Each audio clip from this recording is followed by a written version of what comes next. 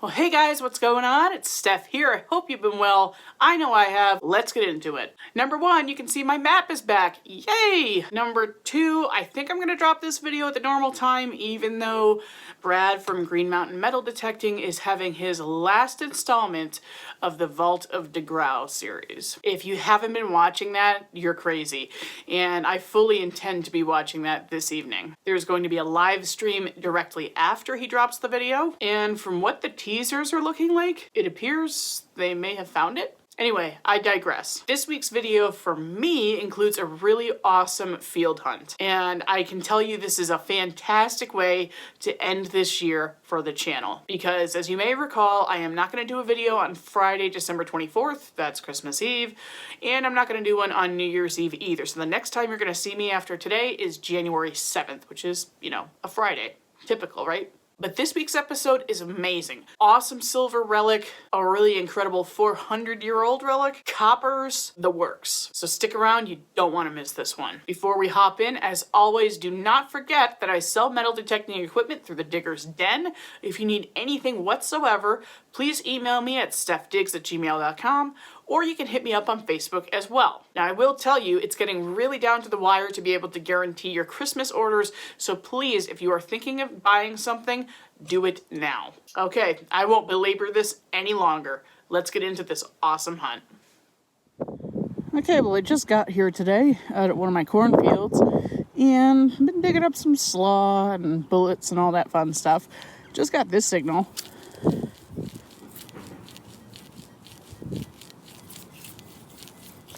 So a little bit all over the place, but it sounds shallow, so hopefully that's something fun. Okay, well, in all transparency, that last signal that I filmed was a bird band. That's what they look like if you don't know what they are. They ring up pretty nice. Always disappointing. Anyway, I got the same signal over here, though, so I figured, I guess I won't film the signal because I already have that footage. And I've got something down there. It felt thin like a dandy button. So, yeah, that's what it's looking like. Sweet. All right. Good first relic of the day. Let me brush it off and I'll come back. Okay, I brushed it off, and the only thing I'm seeing on the front is corrosion. So, there might be a pattern underneath there, but I really won't know until it dries out completely once I'm home. If I find out that it's anything but a plain Jane, I'll throw it up on the screen. And for now, we'll just keep moving. Okay, so I got a pretty low conductor here. It's about a 9 to 11 on the Equinox. Only a few inches deep, and I pulled it out over here. It took me a little while to pinpoint it. I've either got a tiny little convex button or a furniture tack. So let me find out and I'll come back. Either way, it's old. Okay, and the verdict is that's a furniture tack. That's going to be 17th or 18th century probably. Just a tiny little furniture adornment, nothing super exciting, but hey, it's a target and it's a relic. Okay, I got another low conductor, maybe like a 10, 11, 12 signal on the Equinox. Good 8 inches down. I flung it out of here. You can see it's a little bit more exciting than what we dug last time. We do have a button with, wow, some kind of fancy pattern on it, I think. My eyes just playing tricks on me. I think they're playing tricks on me. It looks like a Tomback button. Yep, that's what it is. Let me brush it off real quick. It looks like it might be a nice one. Okay, well, I've only found a couple of these types of buttons ever, and it gets me excited. I don't know about you guys, but look at that. That's a drilled shank. So that is like late 16s all the way up to maybe mid 1700s. That is awesome, and it is little Tomback button, it looks like. Great, I love that. Awesome. All right, I'll let you know what's next. And shortly after I dug that, Patrick arrived and he brought the luck with him. Watch this. So, guys, you can't make this stuff up. Here's Patrick with a very unflattering angle. I'm really sorry. I'm already on the ground. Show the audience what you just found. That's awesome. Little baby thimble. And I can't believe it. But look at that. I've got a silver thimble down there. Oh, I really hope it's complete. Looks like it's in good shape. Come on. Come on. I really shouldn't be doing this on camera. Yeah, thank you. Come on. Let's see, please be complete. Oh my god, it's freaking huge. It's huge. It's heavy and it's huge and it's complete. Oh my god, I might have writing. Oh my god. Oh my god, oh my god, oh my god. Oh my. Oh my god. That's probably the oldest one I've ever dug too. I'm guessing. Oh my god. Wow. What the hell? Look at that. That's gorgeous. That's huge. It's huge. It's not even that smashed up. I can probably anneal that. Or maybe I'll have Nancy anneal that. You know, sometimes I wonder if she watches my videos and hears her name drop all the time. Thank you. Mm-hmm. And the gloves are going to be freezing the rest of the day, but that's okay. Holy moly. It's huge. I mean, I could fit this on one of my fat friggin' fingers. This is, oh my god. Okay. Wow. Okay, well, I'll clean it up completely and come back. That's amazing. For the record, that rang up like 20 to 24, anywhere in that range. It was a little bouncy. Whew, I can't believe that. That's Holy awesome. Crap. Back-to-back thimbles. Yeah, I gotta get going now. Right. Oh my god. Alright, so here's the silver thimble all cleaned up as much as I'm going to do in the field. It's smacked a little bit, but it's really not too bad given this has been in a farm field for God knows how long. Not sure exactly how old this is. Could be 1800s, early 1900s. I'm not sure if that's colonial. I really have no idea. It's a size 9. If it wants to focus, you can see right there in the center on the band. And it's heavy. I mean, it's filled with dirt, but I do that for a reason, by the way. Even if you guys have toothpicks out in the field, you should really just keep the dirt in the thimble, because that'll keep it in one piece until you get home, especially if they're brass. This one, I wouldn't be too concerned with it getting crushed up or anything because it's silver, but you never know. Better safe than sorry.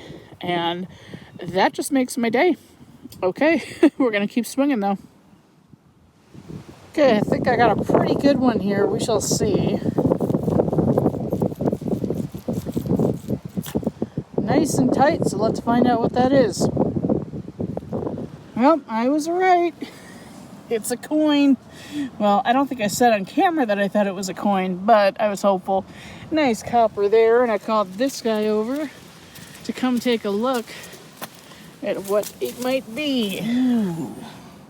Ooh, it's chunky. It's chunky. It's a little one.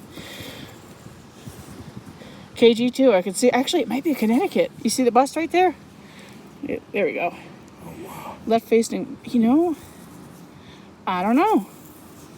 It's not in as bad a shape as I would. You know what? That's a Connecticut. I can see it. The way the shape of the bust, for sure. I'm going to let this dry out just a little bit because I really don't want to, scrub off all the details. But, oh, yeah, you can see it clear as day. Can you see it too, Patrick? Ooh, starting to. Yeah, that's a Connecticut. Yes! Oh. Awesome. All right, I'll be back soon. Well, it's not going to dry out much more than that right now. Patrick was looking at this pretty closely, and he thought he saw a Roman numeral 2. So maybe it's not a Connecticut. It could be a KG2, and it did beep a perfect 22 out of the hole, which would definitely be more conducive to a KG2 versus a state copper, because those can ring all the way up to like 30. A little bit of Britannia coming through on the back. Yep, actually I can see it, TAN, so that's exactly what we've got. KG2. I'm going to let that dry out plenty before I mess with it. And yeah, that's actually going to be a pretty good looking coin, I think, as it dries out. It's always fun to watch them dry out like that, but I got to keep swinging because it appears to be my day. Okay, so I'm at the edge of the field right now. I didn't film what I'm about to show you from the hole, but I was really just leaning against what it might be. So, I don't know. Let me just open up my finds case here. This is tough to do one-handed. Is this closed too? There we go. Yep. Sorry for the crappy camera work. This little guy right here, I really should have taken this out before I took out my finds case. Put this safely on the ground and step back so I don't step on it. So, this looks like a whole lot of nothing to most people. To me, it looks like the ittiest bittiest kettle point that I've ever seen. I really don't know if they were ever made this small. Probably not, but it's the perfect shape. It's a really resilient, very tough brass. So what these are, if you don't know, assuming that might be what this is they were crafted from copper or brass kettles that were brought over from the earliest settlers and traded to the Native Americans. So the Native Americans would have cut this up into points or jewelry or tinkler cones, you name it. Gosh, it really does have all the right characteristics. I don't know though, I'm on the fence. If you know about these, leave me a comment. What do you think? And in the meantime, I will try to do some research and see if I can find any that are this tiny, because if so, that would be kettle point number 3 for me, and that would be amazing. So hopefully that's what it is. I should be able to get a better look at it when I get home, but we'll see what happens. Okay, just wanted to cut in here in case it is in fact a kettle point. Hopefully, maybe.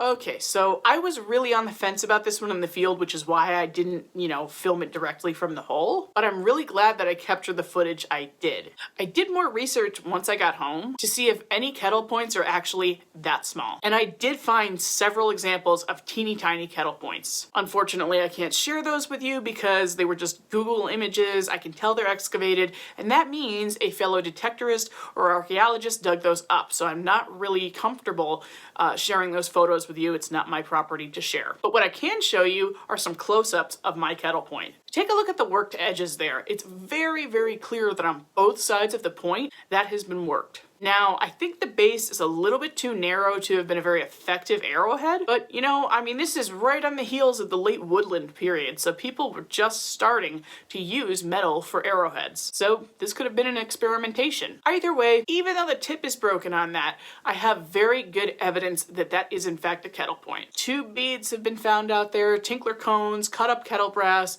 Patrick has found a kettle point out there. You name it. There was definitely trade going on. So that makes kettle point number 3 for me. It's a rarity around here, and I am so stoked to have it. Okay, back to the show. Well, this makes up for a cigarette butt that I found earlier. I did find a piece of clay pipe on the surface. If I brush the dirt away, you'll see the hole. That should be nice and early 17th or 18th century, probably. I love finding these. I have a whole collection of just pipe stems and pieces of bowls, and I only have one complete that I actually found in 3 pieces at a cellar hole, but I love it. All right, well, the sun's going down. I don't know how many more clips I'm going to film today, and my voice is starting to get a little strange because my face is frozen. Pretty cold out here, but anyway. All right, if I find something great on the way out, I'll let you know. Otherwise, we might move on to a wrap-up. We'll see. We're getting a little delirious out here. Yeah. We've been out here all freaking day. But let's see what you've got here. Oh, nice dandy. Yep. And you said it matches a few that you've got? Yeah, I found 3 others exactly like it in the same spot. Nice. And now I have number 4. Sweet. Part of maybe a lock latch. You showed me that earlier. Bunch of buttons. Yeah. Well, that's that was good. a surface button right there. Oh, yeah, you sent me a text showing me the surface button. Old Tom back. Now this thing here, this little ball, Yeah. I don't know what that is. It feels heavy. Well, yeah, it's a buckyball. Oh, okay. Yep. Goes down the barrel. 3 of those would go down the barrel with a musket ball, that's a nice one over there. Yeah. Ooh, kaboom. Oops, I didn't knock anything over. Okay. That's like a 69, I think. Big one. Yeah, it's a big one. All right, cool. Well, finding some stuff, right? There we go. I forgot my case, so everything's going in this glove. Oh, God. Good thing I haven't found any silver. Right. Okay, well, we'll be back if we find something else. Definitely getting dark, though. Okay, well, as you can see, we are very much past our exploration time in the field, but we just couldn't stop. This guy's been trying for 6 or 7 hours now to just get a coin. Wow. Just get a coin. What do we have? Ooh, Big Britannia there. Flip it. Oh, God. I'm Do you going have to a be able date? to read that date, yeah. Wow, that's a pretty one.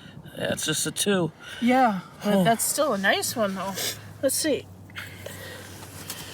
God, that was I know. all day. I was like, God, I hope he finds one. Oh, it was ringing up high too. It was in like the 84. It was. You know what? I've dug one that rang up a 29 on mine, and that's exactly what that would equate to on your Garrett. So. Wow. Like clad quarter number. Oh, it sounded beautiful. I just dug a high tone. It was like a, I don't know, low 80s, and it ended up being a copper washer. And I was like, nice. That's much prettier than mine today. That's my best looking KG2 for sure. Yep. Yep. Careful with that one. That's for sure. Nice. Can we leave now? I'm fucking freezing. Yeah. 17. Do you have a date? Ooh. Not quite yet, but I'm gonna get a date. You'll probably get one. That looks like a young head. Let me look at it again, because I can at least give you a date range. Yeah, it's an early head, so that's 1729 to 1739. I'm gonna wager a bet and say it's 1730 something, because those were just struck really well. So, sweet. The camera's kind of picking it up. That'll work. All right, that means we can go home now. Yes, we can. Okay, so that was a solid hunt, right? I mean, if that's not a solid hunt to you, I don't know what is. Got the silver thimble, which is also my third silver thimble. I didn't even think about that until just now. So I got my third kettle point, my third silver thimble. Awesome. We both got the coppers done, some other awesome relics. That was a fantastic day. So let's go look at the quick wrap-up of stuff that I found. Okay, well, there are the keepers for the day. Always seems like I have more than I actually end up with, but I guess that's because I film other people's targets and I also dig a whole lot of trash. So these are just the keepers. I want to explain why I actually include these in my videos. I know these furniture tags are really not exciting, but to me, I do feel a responsibility to tell you guys anything I might know about the artifacts I dig in the field. And the reason I include these in particular is because if you're finding pieces of furniture, which is what this is, you could be on an early home site, and I don't want you to necessarily leave a field because you're getting discouraged and not digging a whole ton of targets. If you're digging these, you might be on a good site. So that's why I include them in my videos, if anyone's wondering. So we've got here a nice bit of clay pipe stem. That might be actually the only pipe piece that I dug throughout the fall and winter. Not really sure. I can't remember right now. But the dandy button actually did have a pattern on there, but I didn't put it up on the screen for you when I dug it because it's really difficult to photograph. In fact, I can only kind of make it out because of the shadows I'm getting from the sun going down. So that was pretty cool. And, you know, it's got the shank. So nice complete early coat button there. Really cool drilled shank tomback button. That's only the second drilled shank tomback I've ever dug. Maybe third or fourth drilled shank ever. I just don't find these a lot. And given I dig really, really early sites, you would think that I find more, but I don't. So I always treasure these when I find them. Really awesome. The ugliest King George II copper I've ever dug. I think I should probably just stop trying to fix these and clean them up when I get home if they're dug in a cornfield, because doesn't usually go very well. But what's cool about this, as you can see, I'm getting the right light here, behind my pointer finger right there, you see these little two nubs? That's actually part of, it's giving away the fact that this is a counterfeit, because this was clearly poured into a mold and cast versus a regal one that was actually, struck at the mint in the UK. So that's really neat. And that would explain why it rang up at 22, because I've dug King George II half pennies that can ring up anywhere from 25 to 26. And typically if it's a lower quality copper, which clearly this is because it's, so corroded. I've found some decent coppers out there, but this isn't one of them. That's another hint that it's a counterfeit. So that's pretty cool. That's going to be one for the coin book. Definitely not a display piece, but very cool find nonetheless. We have that itty bitty kettle point. Let me see if you can, yeah, that's good light there. Tip is obviously broken, but you can definitely see where it's been worked all the way around. I'm not sure if this actually successfully was shot from a bow and arrow. I really don't know. It just seems so small at the base to have been effective. But, they could have certainly been experimenting, because this would have been, right around probably the late woodland period when people started actually experimenting with using kettle brass for projectile points versus stone. So that could have been some trial and error. I don't know if it was actually ever used, but I do think it is indeed a kettle point. So, And last but not least, star of the show, even above the itsy bitsy kettle point, is this beautiful silver thimble. Still don't have an exact age on it, and there are no hallmarks whatsoever. I know you can't see it to believe me right now, but I promise. Absolutely none. Just the size on the back. That 9 right there. That's it, and these like hand-etched looking patterns, so I would think it's closer to like early to mid 1800s, but I'm really not an expert on thimbles. All I know is that it's silver, pretty, really big, and that I love it. So that is going to do it for today. Not a bad day. All right, so that does it for this week. And guys, that does it for this year. I'm sad that I won't be seeing you, so to speak, until 2022, but I have at least 5 or 6 videos in the pipeline that are going to be bangers. They're going to be so good. I really want to like cheat and tell you some of the finds that I've made, and I can't. We're going to wait for the video. So until then, if you can and the ground isn't frozen, get out there, save what you can, do what you love. We'll see you in 2022.